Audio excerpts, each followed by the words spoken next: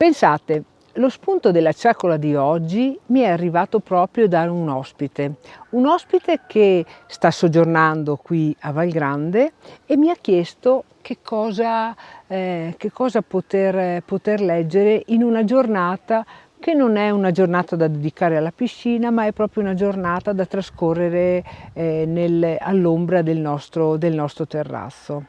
Qui a Val Grande da sempre c'è un angolo dedicato alla lettura, dove ci sono libri che ci sono stati donati, libri che ci sono stati dedicati da autori che hanno presentato qua le loro pubblicazioni e che hanno avuto il piacere di lasciarsi il segno del loro passaggio, e libri che invece per una passione mia raccolgo in questa piccola biblioteca.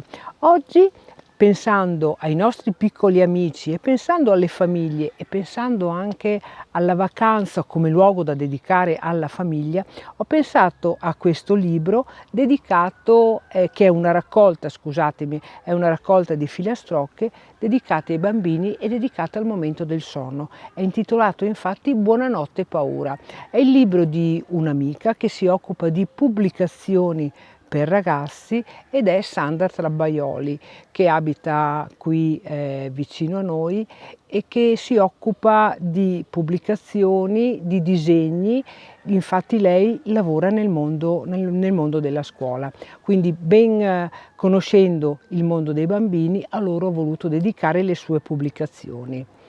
Ed è con questa ciaccola dedicata alla lettura che io oggi chiudo il nostro appuntamento e mi dedico invece al mio sforisso, augurandomi buonanotte. Ciao!